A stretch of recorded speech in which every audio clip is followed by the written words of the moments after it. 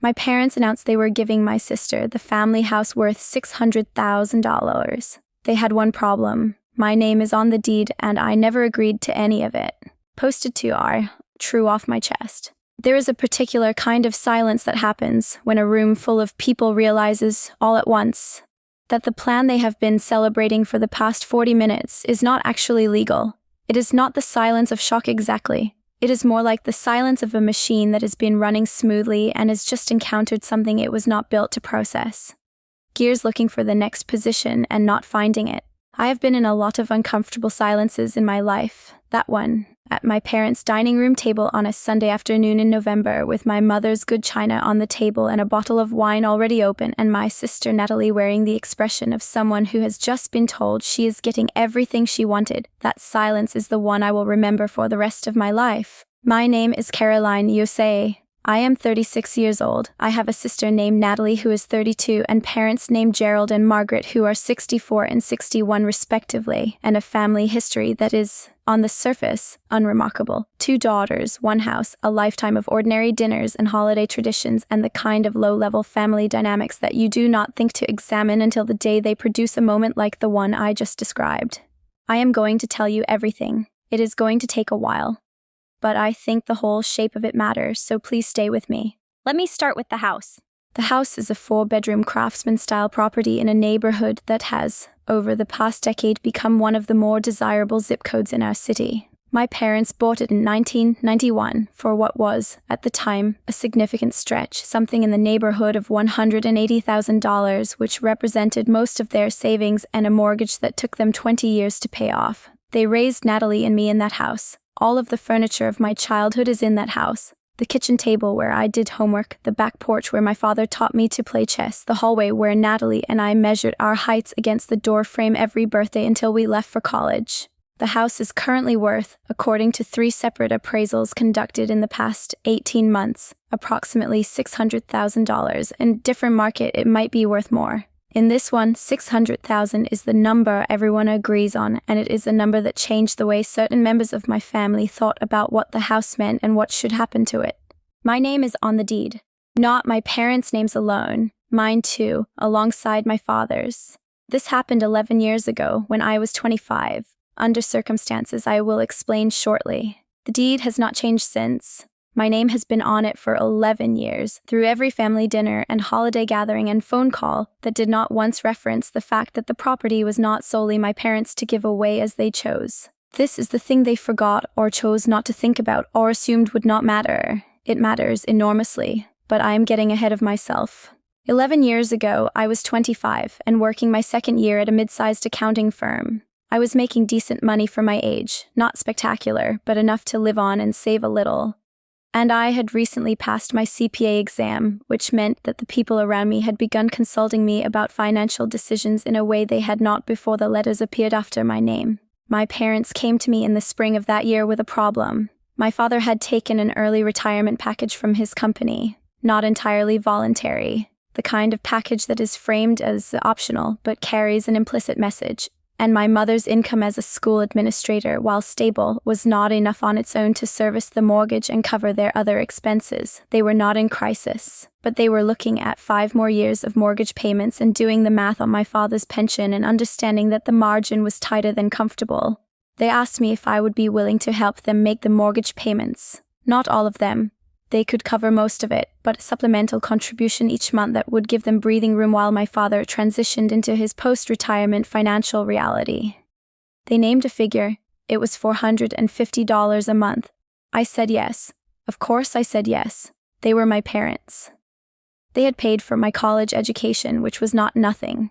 They had given me a stable foundation from which I had built the career that was allowing me to help them. $450 a month was something I could manage, and I wanted to help them, and I loved them, and none of this felt complicated at the time. My father, who is, among his qualities, a man with a genuine instinct for doing things correctly, suggested that since I was contributing to the mortgage, I should be on the deed. He said it was the right way to handle it. He said it protected me. He said that if anything happened to him or my mother, he wanted me to have a formal stake rather than an informal arrangement that could become complicated later. I said that was unnecessary, that I trusted them and was not worried about protection. He said he was worried about it on my behalf and he would prefer it done correctly. He had already spoken to a real estate attorney, a man named Douglas Park, who I later met and who was exactly as careful and precise as you would hope a person drawing up property documents to be. We signed the paperwork together. I became a co-owner of the property, a 20% stake, which was the portion corresponding to my contribution toward the remaining mortgage.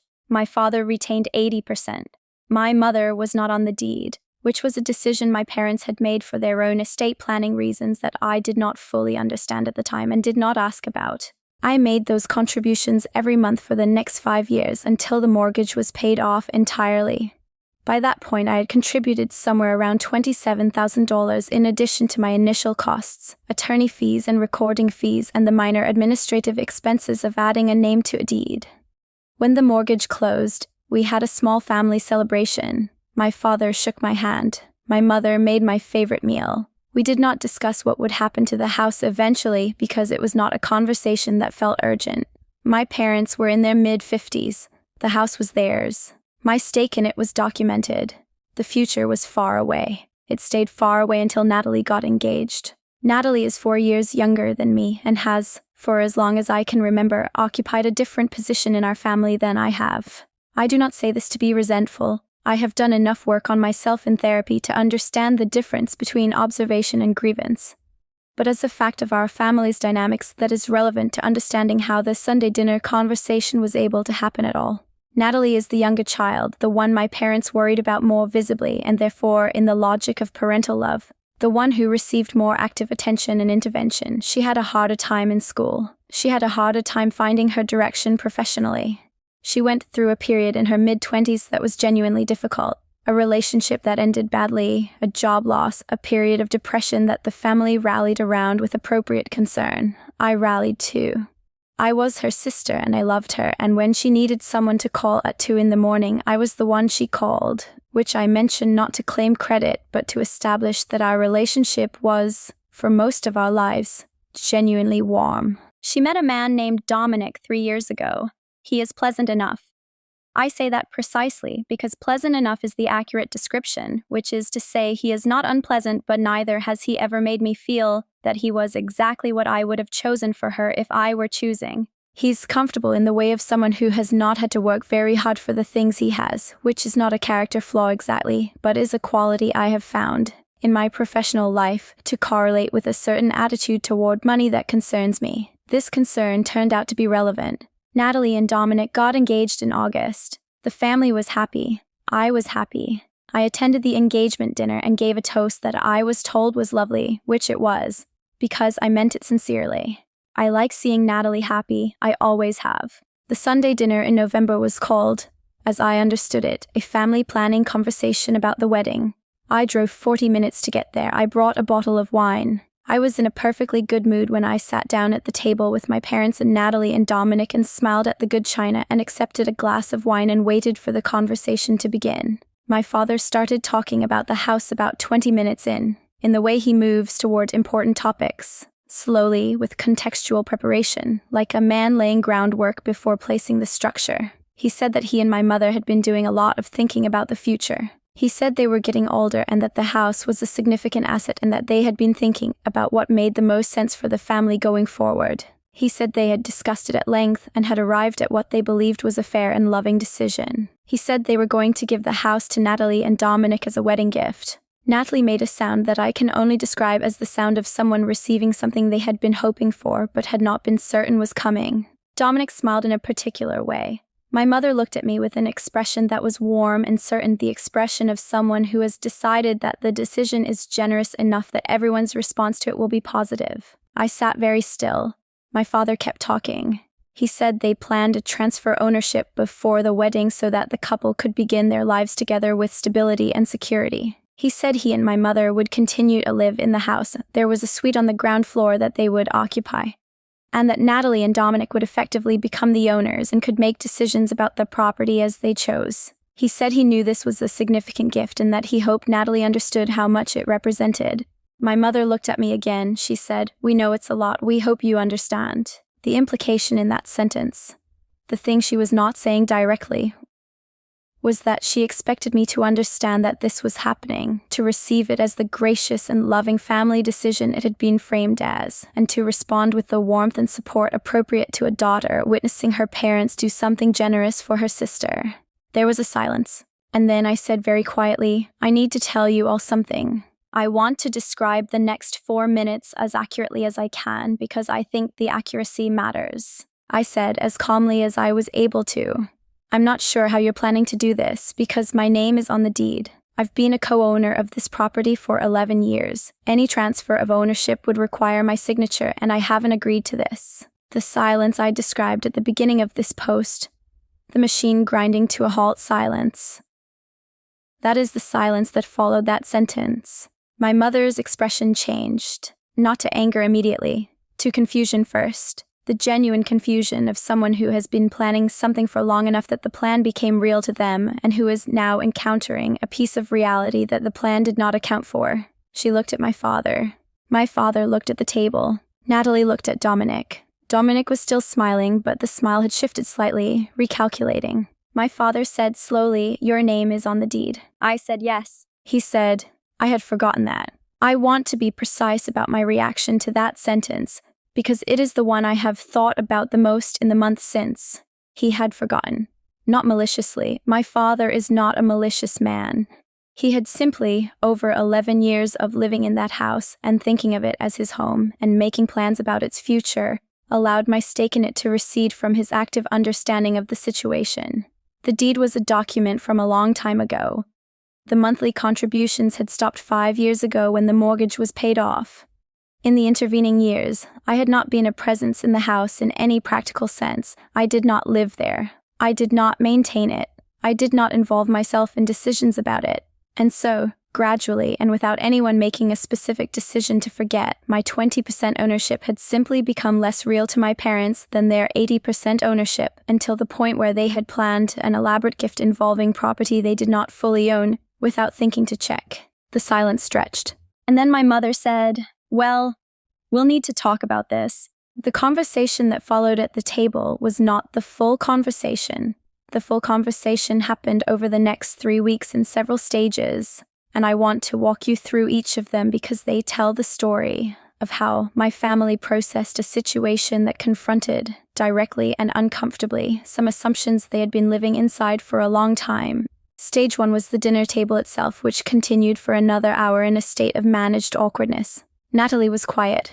Dominic was quieter. My parents pivoted to talking about other things and wedding logistics, a trip my parents were considering, the state of the garden, and with the deliberate brightness of people changing the subject at a table where the subject has not actually been changed. I let them. I was not going to have the real conversation at the dinner table with the good china out and wine in everyone's glasses.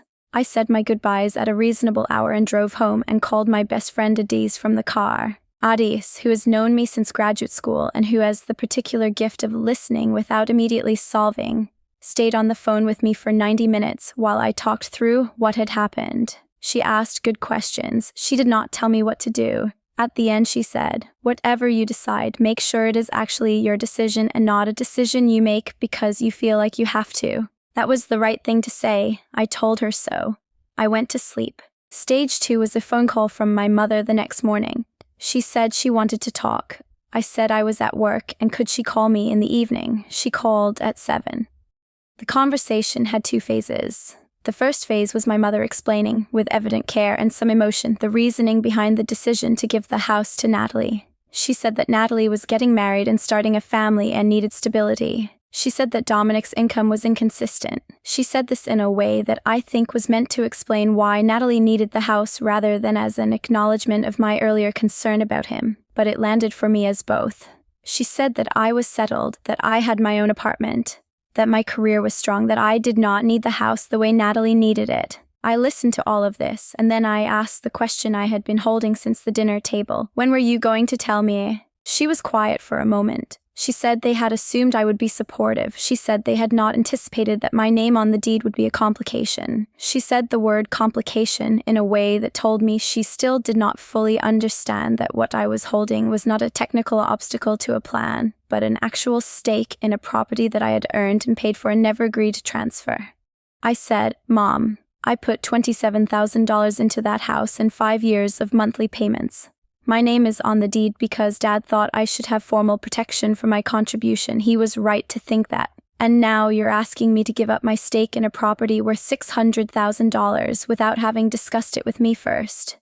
I need you to understand how that looks from where I'm standing. Another silence. A different quality of silence than the one at the dinner table. This one had understanding in it, imperfect and reluctant, but present. She said, "We didn't think of it that way." I said, "I know." Stage 3 was the conversation with my father, 2 days later.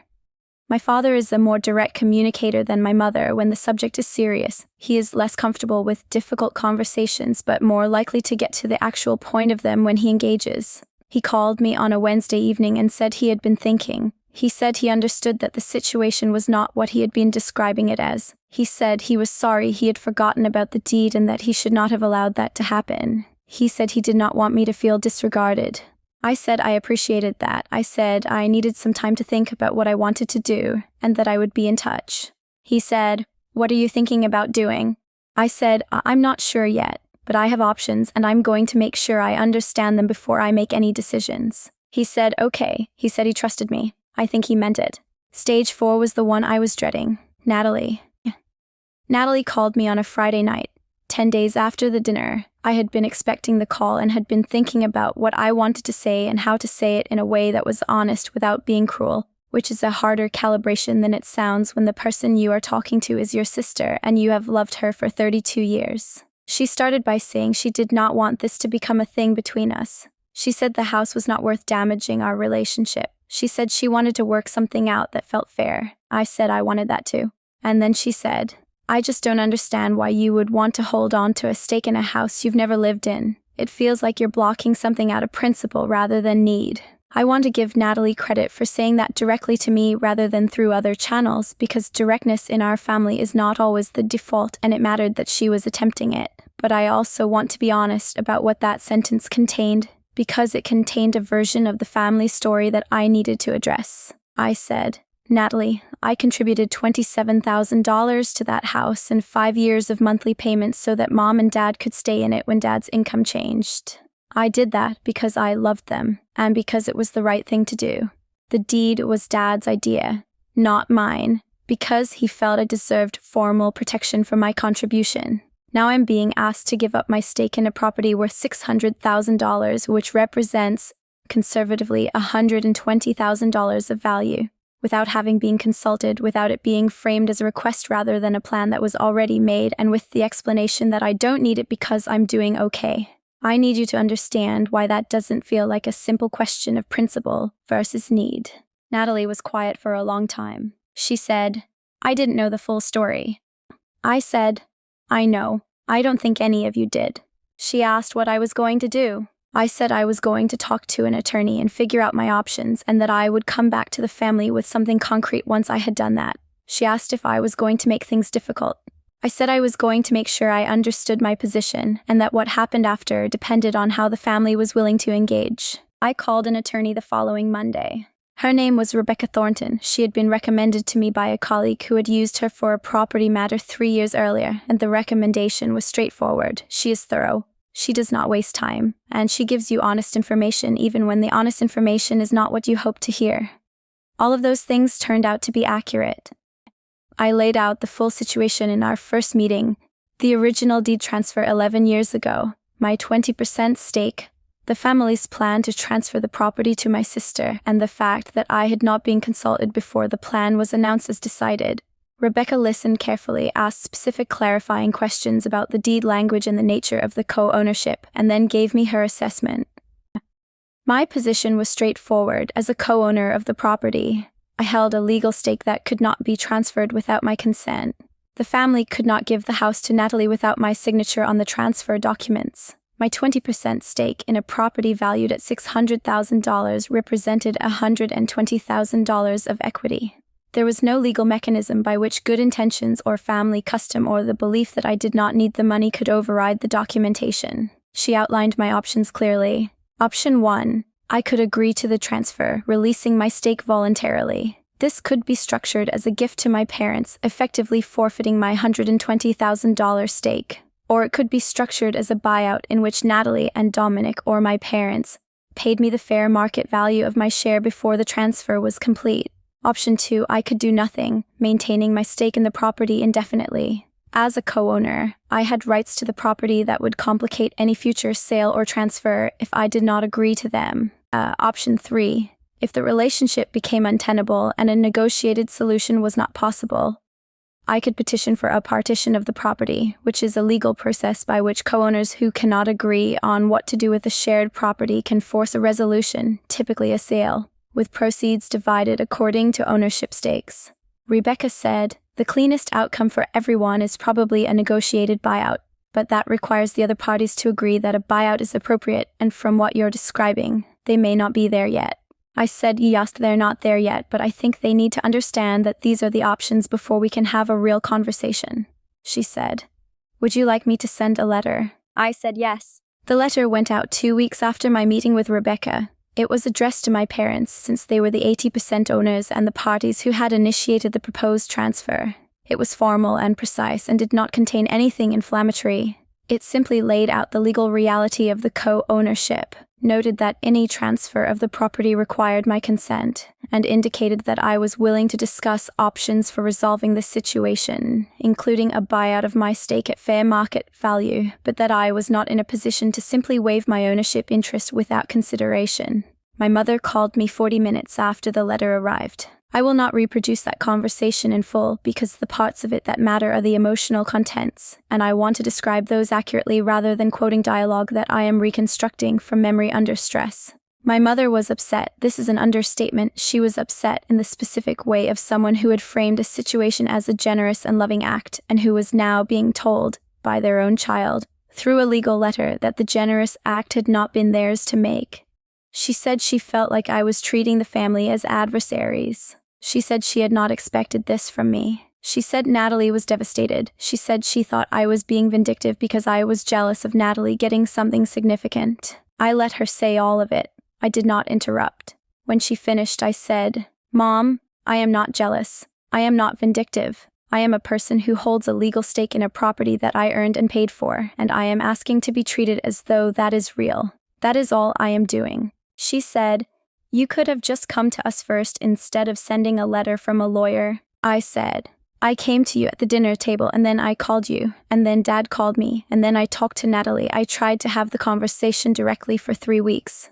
The letter went out because I needed you to understand that this is a real legal situation and not a family feeling that can be managed away. Silence. She said, what do you want?